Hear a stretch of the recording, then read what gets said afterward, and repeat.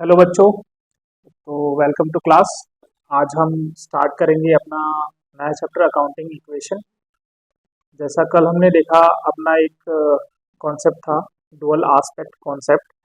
और मैंने आपको कल हिंट दिया था कि अपना एक चैप्टर है जो टोटली उस डुअल आस्पेक्ट कॉन्सेप्ट के ऊपर है। ठीक है, तो लिखो, हमारा आज का जो चैप्टर है वो है accounting equation.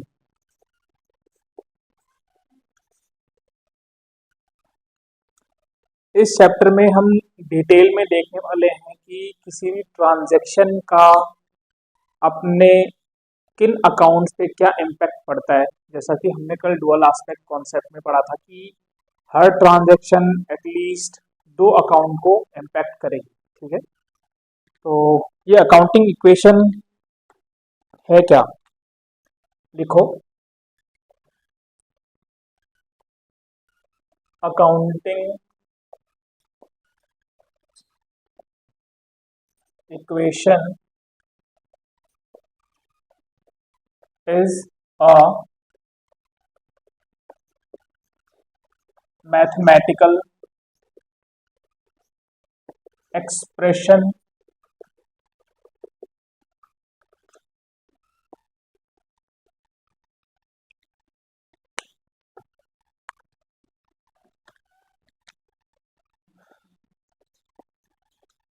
based on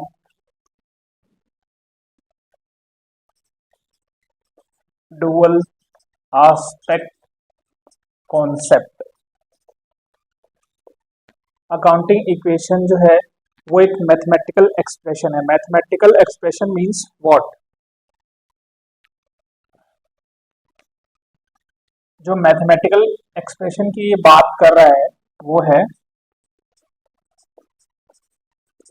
asset is equal to liabilities plus capital. ठीक है, asset is equal to liabilities plus capital, और ये इक्वेशन जो है हमेशा करेक्ट रहेगी। ठीक है, लायबिलिटीज और कैपिटल इन दोनों को मिला के हम क्या बोलते हैं? इक्विटीज।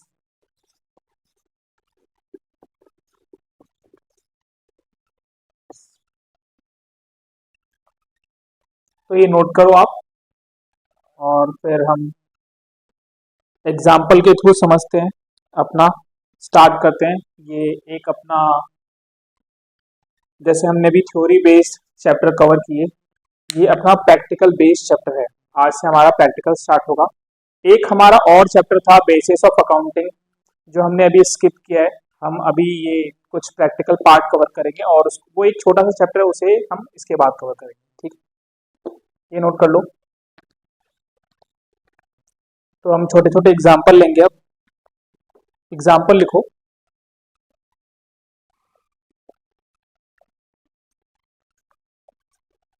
मोहन started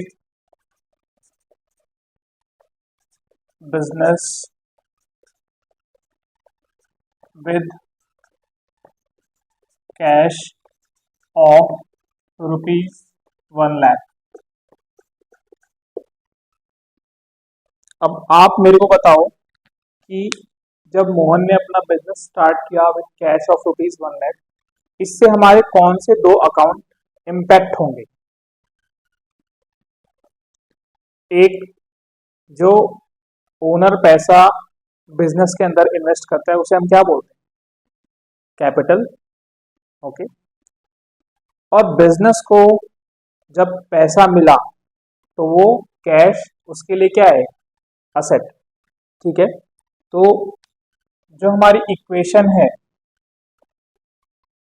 मैं उस इक्वेशन को यहाँ लिखता हूँ, कुछ एग्जांपल और पढ़ लें। Asset equal to liabilities plus capital. अभी देखो बिजनेस के पास कुछ भी नहीं है, ठीक है। जब ओनर पैसा लेके आया बिजनेस के अंदर, तो बिजनेस के पास दो चीजें क्या आई। First is cash, which is nothing but our asset, ठीक है। तो हमारा कैश आया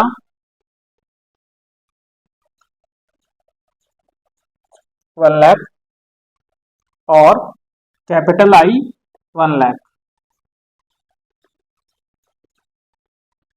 तो क्या ये इक्वेशन करेक्ट है कि मेरा asset is equal to liabilities plus capital. यहाँ पे मेरे पास कैश है 1 लाख का जो कि मेरा असेट है, is equal to liabilities plus capital. Liabilities हमारी अभी 0 है और ये भी एक लाइबिलिटी है, बट ये ओनर के टूवर्ड्स लाइबिलिटी है, इसलिए हम इसे अलग से दिखाते हैं कैपिटल नाम से, ठीक है। तो कैपिटल, तो 1 lakh is equal to 1 lakh. तो this equation is holding good now, okay. Next,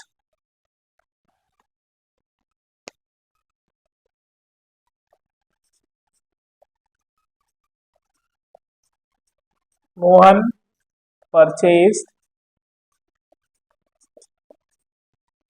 furniture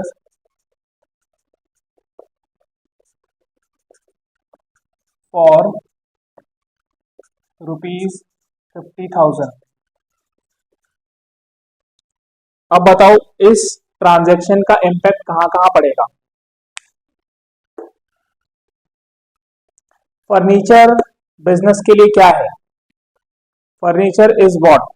देखो फर्नीचर यूज करके जो बिजनेस है आगे इकोनॉमिक बेनिफिट लेगा उसका।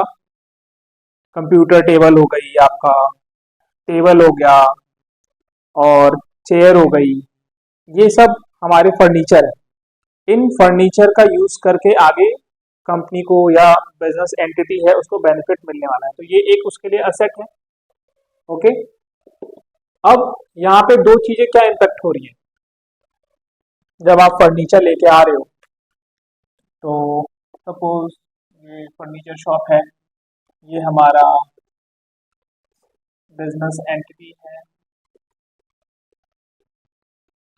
ये फर्नीचर लेके आए यहाँ से और एंटिटी ने क्या दिया इसको, कैश 50,000। और सपोज यहाँ पे हमारे पास टेबल आ गया। तो कौन कौन से दो अकाउंट इम्पैक्ट हुए। अब देखो यहाँ पे एक और असेट जुड़ गई मेरे पास, विच इज फर्नीचर।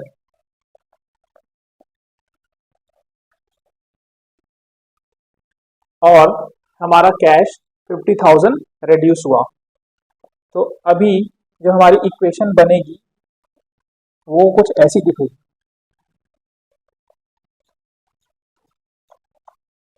आप इसे नेगेटिव भी लिख सकते हैं और ब्रैकेट में लिखेंगे तो नेगेटिव को वो इंडिकेट करेगा, -50,000 और फर्नीचर में ऐड 50,000। तो अभी देखो मेरे पास कैश कितना बचा 50,000 और फर्नीचर मेरे पास 50,000 and on this side there is no change. Liability 0 थी और कैपिटल मेरा 1 लाख था। तो ये इक्वेशन अभी भी बैलेंस हो रही है। 1 लाख रुपए की असेट मेरे पास पहले भी थी और अभी भी है, और लायबिलिटीज प्लस कैपिटल, जो कैपिटल है मेरा 1 लाख था पहले और अभी भी है। तो this equation is balancing till now, okay. अब आगे चलते हैं।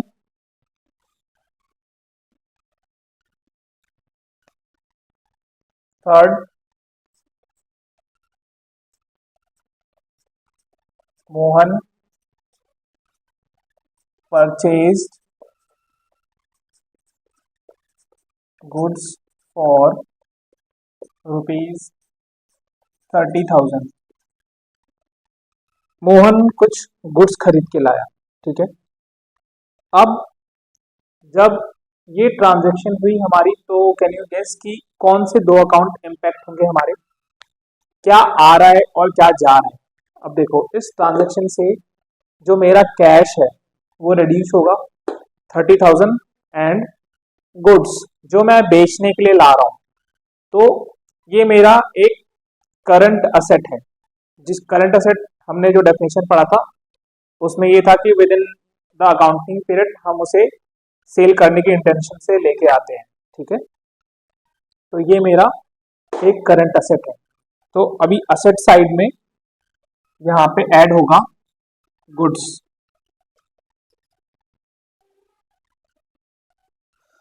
तो इक्वेशन कैसे बनेगी, कैश में मेरा 30,000 चला गया,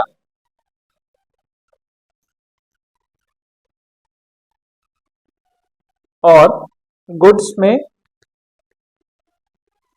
30,000 आ गया।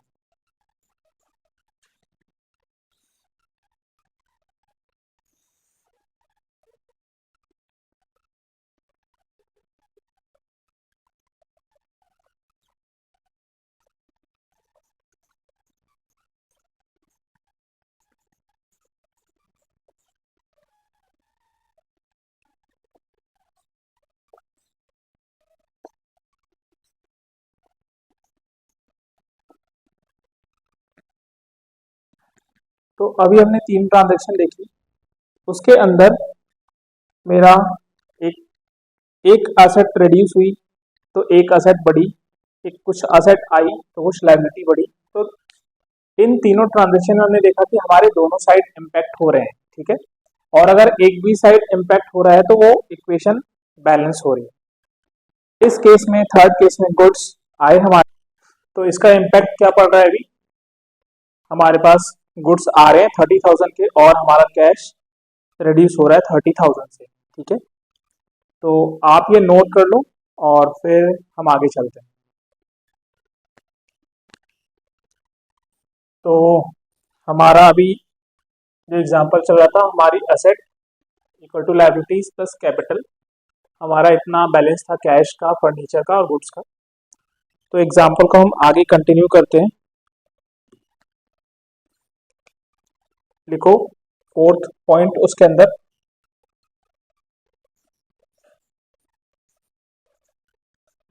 Mohan purchase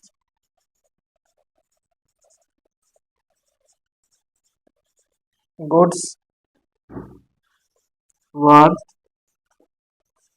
₹15,000 from Sohan.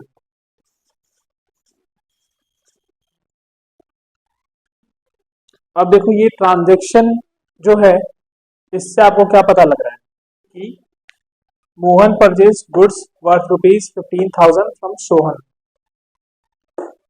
तो ये गुड्स जो परचेज किए हैं वो हमने कैश में परचेज किए हैं या फिर क्रेडिट पे परचेज किए हैं, उधारी पे परचेज किए हैं। क्या इस ट्रांजैक्शन से आपको पता लग रहा है कुछ? तो जब भी हमारे क्वेश्चन में या अपनी बुक में लिखा है, किसी का नाम लिखा है और उसमें स्पेसिफिकली नहीं लिखा है कि हमने कैश पेड किया है या फिर बैंक के थ्रू पेमेंट किया है, तो that transaction will be on credit, means हम उधार पे कुछ सामान लेके आए हैं। अब इसके अंदर जो मैं गुड्स लाया हूँ 15,000 रुपए के, वो मैं सोहन से लेके आया हूँ।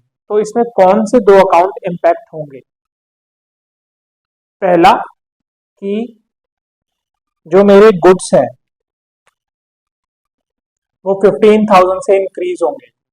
ये तो सबको पता चल गया कि हम गुड्स खरीद के लाए हैं, तो 15,000 से मेरे गुड्स की वैल्यू बढ़ जाएगी, गुड्स बढ़ जाएंगे, ठीक है। जो सेकंड अकाउंट है वो कौन सा इम्पैक्ट होगा? क्या कैश कम होगा, कैश इम्पैक्ट होगा, या फिर इधर कुछ कम या ज्यादा होगा? आप गेस कर सकते हो क्या?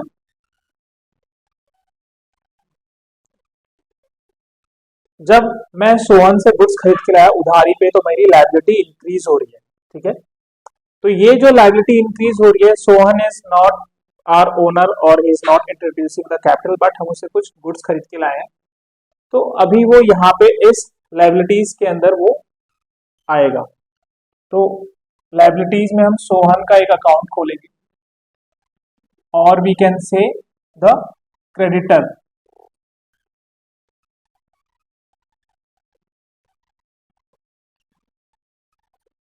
Creditor, okay. अभी हमारा यहाँ कुछ नहीं था, 0, यहाँ पे होगा प्लस 15,000। हमारी लाइबिलिटी इंक्रीज हो रही है और यहाँ पे कुछ नहीं, 0। अब बैलेंस करते हैं हम इक्वेशन को। कैश मेरे पास 20,000 है, प्लस फर्नीचर हमारा अनचेंज्ड है 50,000, प्लस गुड्स हमारे इंक्रीज हो गए, ठीक है, 45,000। यहाँ पे हमारी लायबिलिटी इंक्रीज हुई है फ्रॉम 15,000 और कैपिटल रिमेन इंटैक्ट 1 लाख।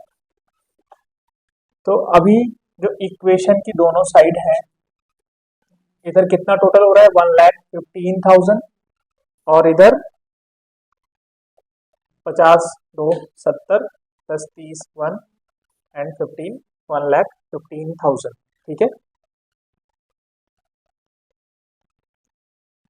तो अभी ये हमारा इक्वेशन बैलेंस हो रहा है, ठीक है। तो आपको समझ में आ रहा है कि कैसे हमारी एक ट्रांजैक्शन दो अकाउंट को इम्पैक्ट कर रही है, और हमारी ये इक्वेशन जो है, जो डुअल एस्पेक्ट कॉन्सेप्ट बोलता है कि this equation will always remain equal, वो that is holding true, okay. Next इसके अंदर लिखते हैं fifth, Mohan sold goods for rupees 10,000 on credit। Mohan ने कुछ गुड्स जो है क्रेडिट पे बेचे। अब इसका इम्पैक्ट आप बताओ क्या होगा इस इक्वेशन के ऊपर, कौन कौन से अकाउंट को ये इम्पैक्ट करेगा।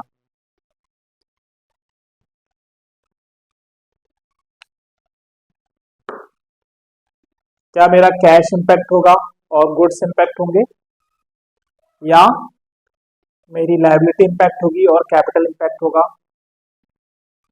थोड़ा इसको सोचो एक बार और बताओ कौन से दो अकाउंट इम्पैक्ट होंगे।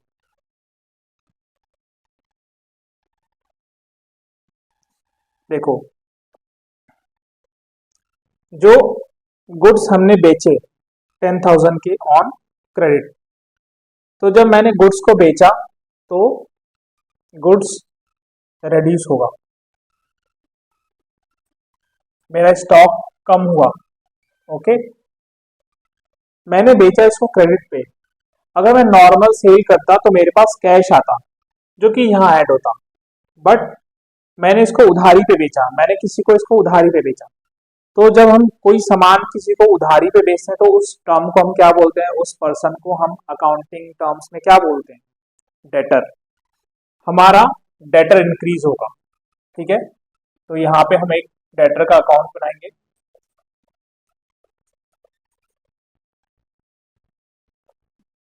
और यहाँ पे डेटर हमारा इंक्रीज होगा बाई 10,000, ठीक है। तो हमारी न्यू इक्वेशन जो बनेगी वो बनेगी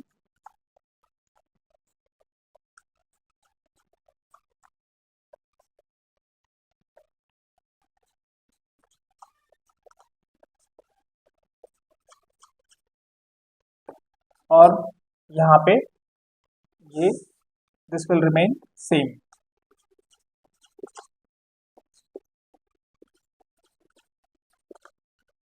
ठीक है। यहां तक आपको समझ में आया। चलो एक और एग्जांपल इसी में लेते हैं, 6th।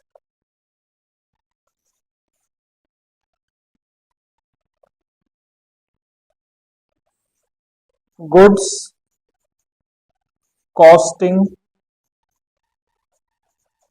Rupees 15,000 are sold for ₹20,000। अब बताओ मेरे को इसमें कि यहाँ पे कौन से अकाउंट इम्पैक्ट होंगे। हमारे पास कुछ गुड्स हैं जिनकी कॉस्ट 15,000 है और हमने उसे बेचा 20,000 में। चलो, तो जैसे ये हमारा पिछला एग्जाम्पल था, ये बिल्कुल वैसा ही है, करते हैं इसको भी। हमारे गुड्स जो हैं वो 15,000 से रेड्यूस हो जाएंगे और ये सपोज मैंने यहाँ पे किसी का नाम नहीं दिया, तो ये कैश में सेल हुआ है 20,000। तो यहाँ पे 20,000 से मेरा कैश जो है इंक्रीज हो जाएगा।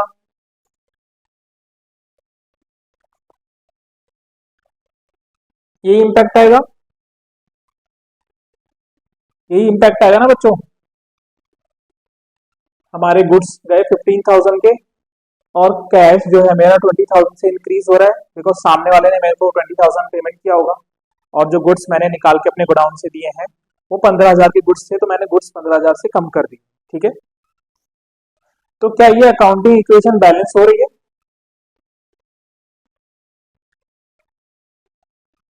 क्या ये अकाउंटिंग इक्वेशन बैलेंस हो रही है? Cash is 40,000 plus my furniture is remain unchanged 50,000, my goods are now 20,000 or my debtor is rupees 10,000।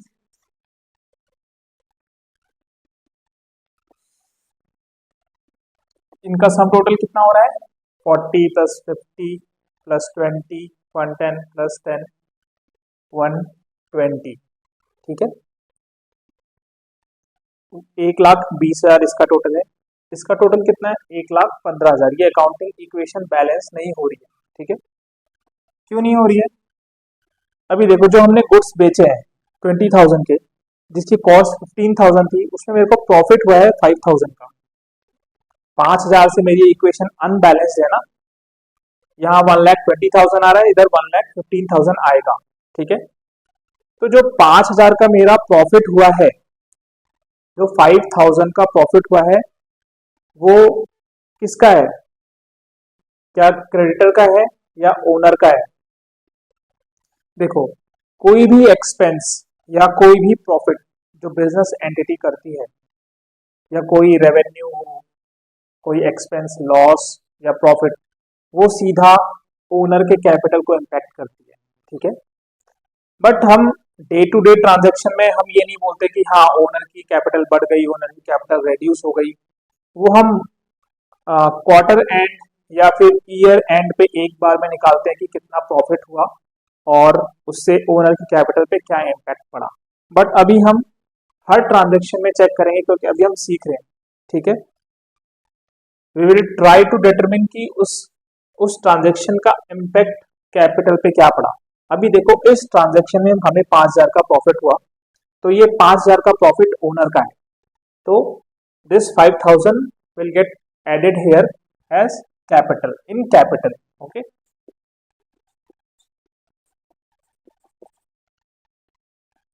तो अभी यहाँ पे 15,000 प्लस 1,05,000।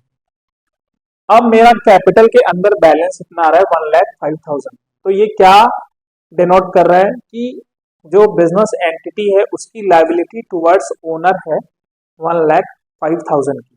ठीक है, एक और एग्जांपल इसी में ले लेते हैं हम।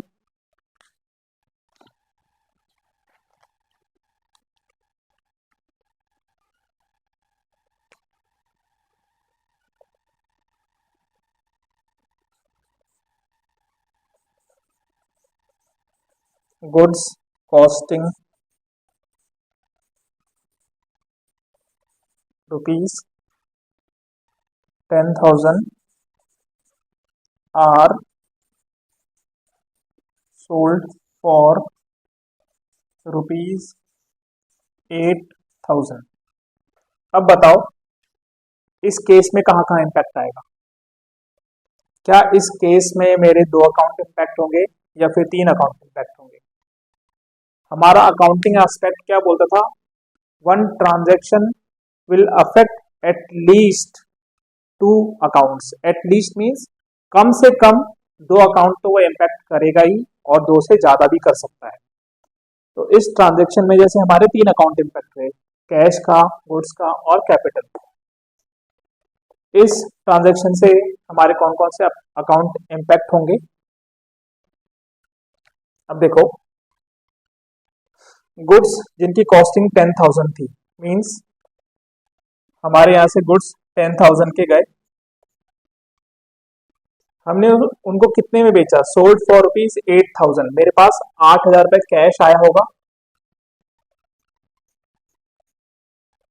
और यहाँ पे देखो कि जो 10,000 वाली चीज थी मैंने उसको 8,000 में बेचा, मतलब 2,000 रुपए का लॉस हुआ मुझे।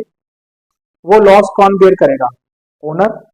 तो हम उसे ओनर की कैपिटल से रिड्यूस करेंगे 2,000।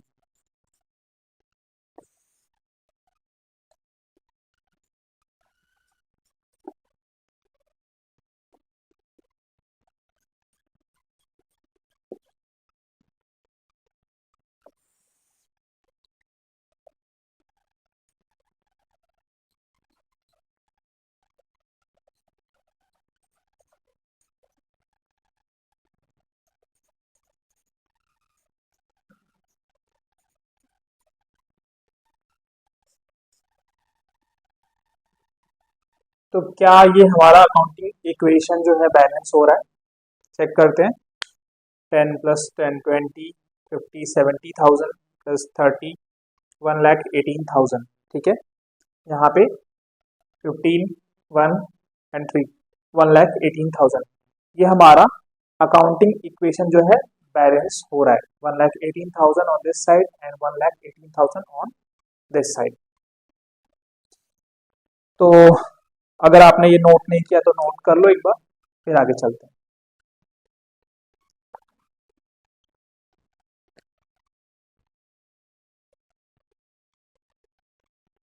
तो हम अब देखेंगे, हमने अभी जो ट्रांजैक्शंस कवर किए वो कुछ normal day to day routine के ट्रांजैक्शन थे।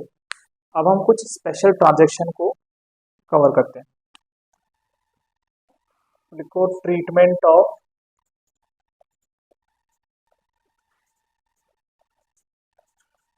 Special transactions.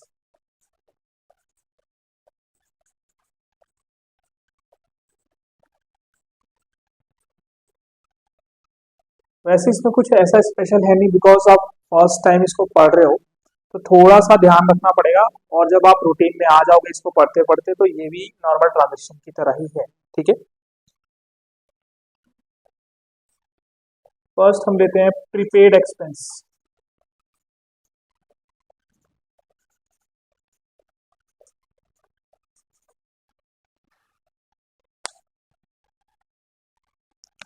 एग्जाम्पल लो इसमें।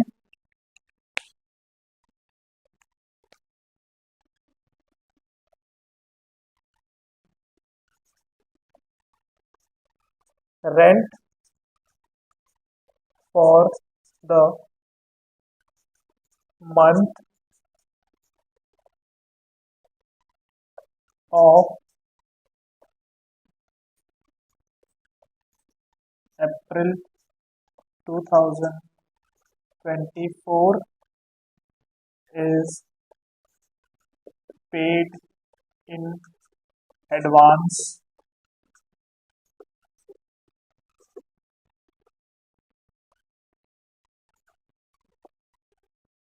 on 31st March 2024,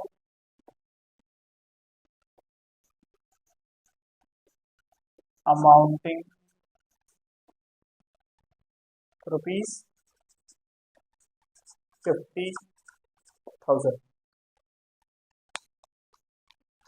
अब देखो, जो हमारा बिजनेस चल रहा है अभी, ठीक है, तो 31 मार्च को मैंने रेंट पेमेंट किया। रेंट पेमेंट मैंने कब का किया? नेक्स्ट ईयर का, for the month of April 2024, 50,000 का। तो जो हमारी इक्वेशन है,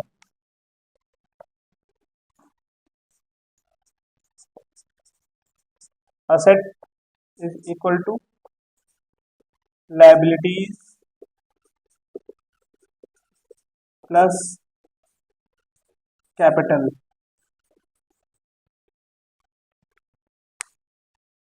इसके अंदर ये चीज कहां पे आएगी? जब हम कोई भी एक्सपेंस जब हम एडवांस में पे करते हैं, तो वो क्या बोलते हैं? उसको हम प्रीपेड एक्सपेंस। ओके, इस केस में अभी देखो, हमारे पास जो इम्पैक्ट पड़ा बिजनेस के पास, जो ये मेरा बिजनेस है और ये सपोज ओनर है जिससे हमने किराए पे घर लिया है, ठीक है,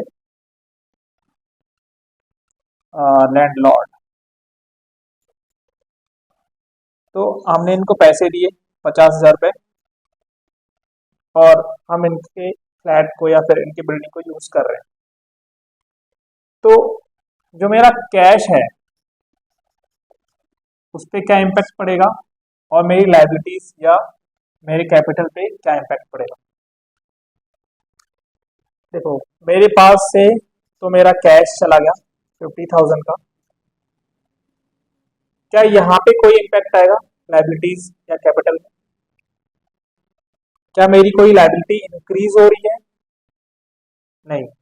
क्या मेरा कैपिटल कोई इम्पैक्ट आएगा क्योंकि ये एक एक्सपेंस है? ये एक्सपेंस है नेक्स्ट ईयर का। जब एक्सपेंस मेरे बिजनेस में जो हम एक्सपेंस कर रहे हैं, उस पीरियड के लिए जब वो एक्सपेंस अक्रू होता है, उस पीरियड के लिए एक्सपेंस हम खर्चा जब हम करते हैं, तब वो कैपिटल से चार्ज होता है। बट जब हम कोई चीज एडवांस में पे कर रहे हैं, तो that will become an asset, और वो असेट साइड पे रिफ्लेक्ट होगी यहाँ पे। इसको बोलेंगे प्रीपेड एक्सपेंस प्लस 50,000। तो देखो, असेट साइड पे इम्पैक्ट पड़ा, एक असेट मेरी रिड्यूस हुई और एक असेट मेरी इंक्रीज हुई। हमारी लायबिलिटीज या कैपिटल पे कोई इम्पैक्ट नहीं पड़ेगा, ठीक है। सपोज कि ये नॉर्मल सिनेरियो होता। नॉर्मल सिनेरियो मींस हमने मार्च का एक्सपेंस पे किया होता, ठीक है। तो उस केस में कहां कहां इम्पैक्ट आता? उस केस में मेरा कैश पे इम्पैक्ट आता। मार्च का भी मान लेते हैं हमारा रेंट 50,000 ही था, तो मेरा एक इम्पैक्ट 50,000 यहाँ आता माइनस, और एक इम्पैक्ट यहाँ कैपिटल में आता -50,000। तो दोनों अकाउंटिंग जो हमारी इक्वेशन है वो बैलेंस रहती, क्योंकि यहाँ एक्सपेंस अभी अक्रू नहीं हुआ है, उस पीरियड के लिए एक्सपेंस अक्रू नहीं हुआ है, हमने एक्सपेंस एडवांस में पे किया है। तो हमारे पास एक असेट डिक्रीज हो रही है और एक असेट इंक्रीज हो रही है। तो ऐसे हमारी अकाउंटिंग इक्वेशन बैलेंस रहेगी, ठीक है। आप ये नोट कर लो, आगे चलते हैं फिर।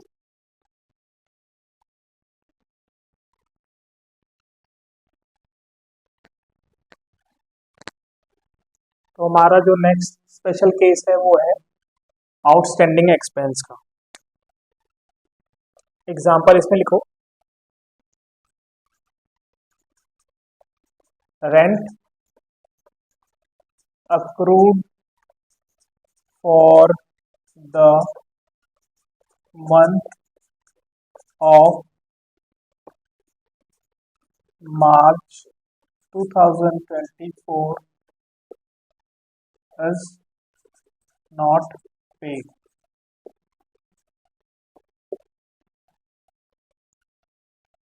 Amounting ₹50,000। तो हमारा जो रेंट है for the month of March 24 is not paid, amounting ₹50,000। हमने फैक्ट्री या प्रेमिसेस को यूज किया और हमने रेंट अक्रू किया, मींस हमारी लायबिलिटी क्रिएट हो गई। रेंट पेमेंट करने की, बट हमने उसका पेमेंट नहीं किया। इस केस में हमारे इस इक्वेशन में कहाँ कहाँ इम्पैक्ट आएगा?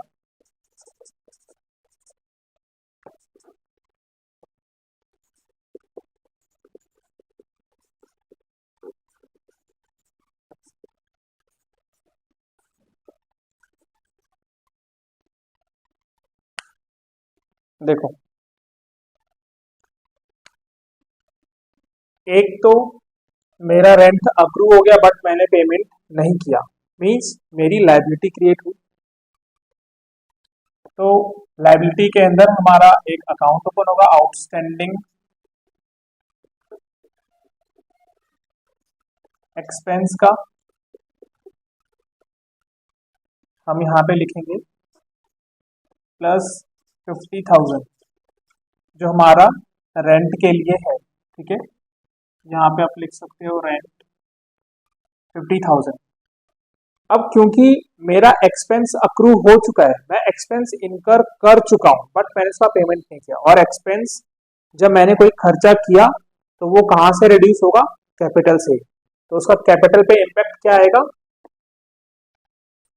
-50,000, ठीक है।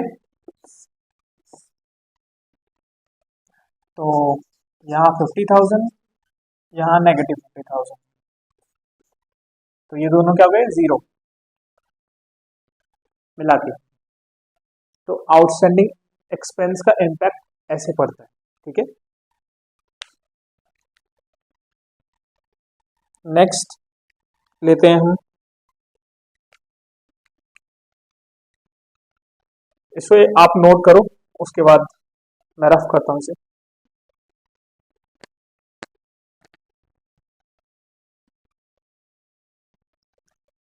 जो हमारी नेक्स्ट स्पेशल ट्रांजैक्शन है वो है accrued income.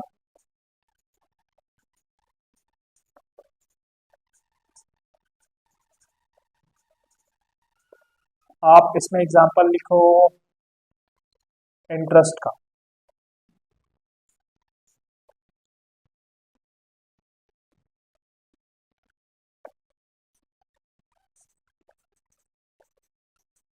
Interest on off ₹10,000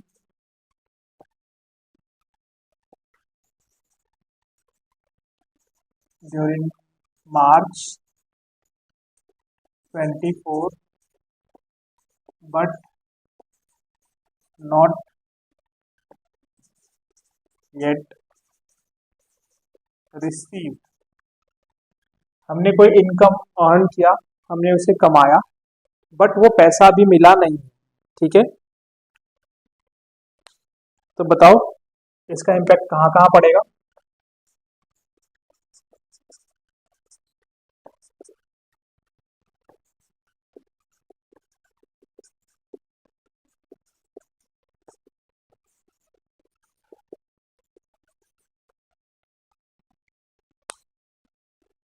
हमने कुछ पैसा अर्न किया बट वो मेरे को भी मिला नहीं, मैंने कुछ कमाया, आई हैव अर्नड समथिंग, मेरी इनकम हुई, तो कहाँ इम्पैक्ट करेगी? कैपिटल को, ठीक है। तो 10,000 विल ऐड हियर। क्यों ऐड हो रही है यहाँ पे? Any kind of income, gain, loss will impact our capital, इसलिए यहाँ पे इनकम ऐड हो रही है, ठीक है। अब जो सामने वाला बंदा है जिसने मेरे को पैसे नहीं दिए हैं, जिसने मेरे को पैसे नहीं दिए हैं, he will become my what? Debtor and asset, ठीक है। यहाँ पे एक असेट के अंदर इंटरेस्ट रिसीवेबल का अकाउंट होगा, इंटरेस्ट रिसीवेबल, और इसके अंदर हम 10,000 ऐड करेंगे कि ये पैसा जो है मुझे कहीं से आने वाला है, ठीक है। तो ये हमारी इक्वेशन बैलेंस हो रही है, ओके। ये नोट करो, फिर आगे चलते हैं। हमारा नेक्स्ट जो स्पेशल ट्रांजैक्शन है, इनकम इन एडवांस।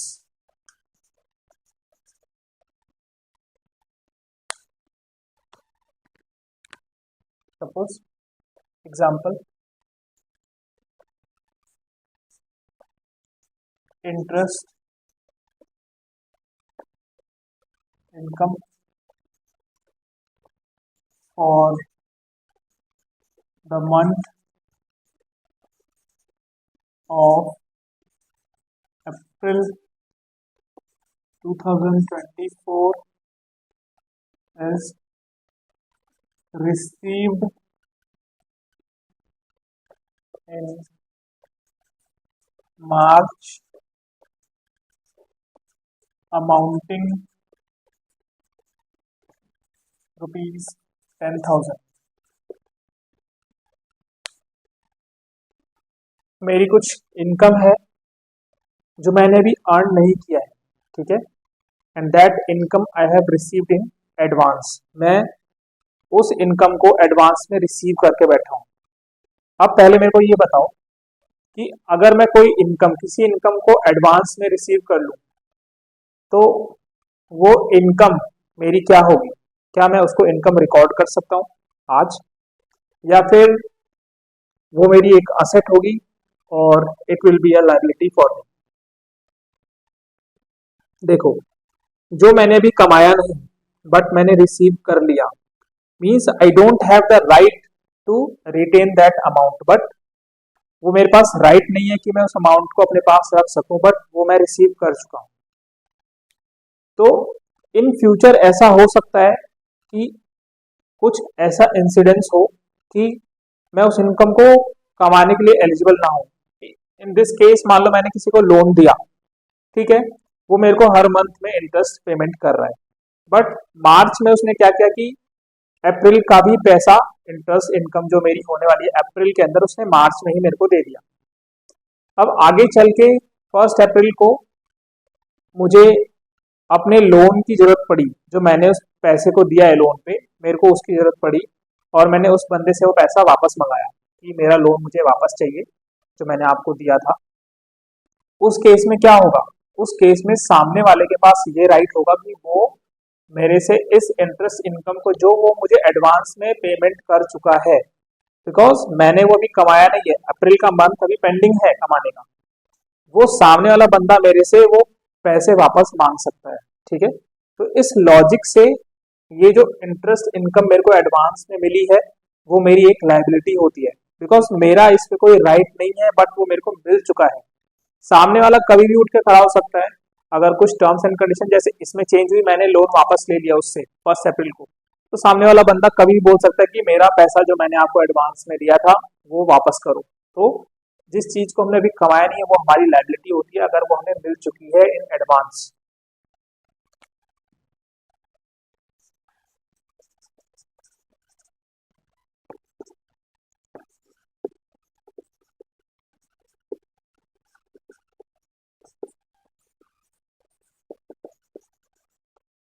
कैसे रिकॉर्ड होगा ये?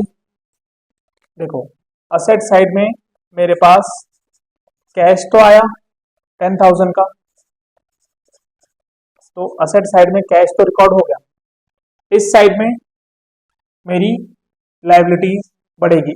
इस बारी मेरा कैपिटल इम्पैक्ट नहीं होगा, ऑल्दो ये रेवेन्यू है बट मैंने अर्न नहीं किया, मैंने इसको भी कमाया नहीं है। जब मैं इसको कमा लूंगा on month end of April, तब वो मेरा लायबिलिटी से निकल के कैपिटल में शिफ्ट हो जाएगा, ठीक है। तब वो मेरी लायबिलिटी नहीं रहेगी, वो मेरी इनकम बन जाएगी, वो लायबिलिटी से हट के कैपिटल में शिफ्ट हो जाएगी। बट अभी के लिए जब मैंने उसको कमाया नहीं है बट मैं रिसीव कर चुका हूँ, तो रिसीव किया तो मेरे पास कैश आया, एक असेट आई, बट एक लायबिलिटी भी बढ़ी, ठीक है। यहाँ पे हम ऐड करेंगे एडवांस इनकम और यहाँ पे आएगा 10,000। तो अभी देखो मेरी लायबिलिटी साइड में 10,000 आ रहा है और असेट साइड में 10,000 आ रहा है। तो this is a balanced equation, आप ये नोट करो। तो हमारे जो ट्रीटमेंट ऑफ स्पेशल ट्रांजैक्शन थे वो यहाँ खत्म होते हैं। एक्सपेंस, जैसे अभी हमने पढ़ा कि अक्रूड एक्सपेंस क्या है, प्रीपेड एक्सपेंस में हमारा ट्रीटमेंट क्या है। तो एक्सपेंस के केस में जैसे मान लो मैंने एक्सपेंस पेड सैलरी ऑफ ₹10,000, ये एक एक्सपेंस है मेरा। इस केस में हमारे कौन से दो अकाउंट इम्पैक्ट होंगे? ये मेरा एक एक्सपेंस है, इसमें एक साइड में मेरा कैश जा रहा है और एक साइड में मेरा कैपिटल इम्पैक्ट होगा, because this is an expense. मेरा कैपिटल रिड्यूस होगा 10,000 से और कैश भी रिड्यूस होगा 10,000 से। तो आज के लिए अकाउंटिंग इक्वेशन में बस इतना ही। हम आगे अपने एनसीईआरटी और बाकी क्वेश्चन सॉल्व करेंगे अकाउंटिंग इक्वेशन में, and then we will proceed further. Okay, so good bye.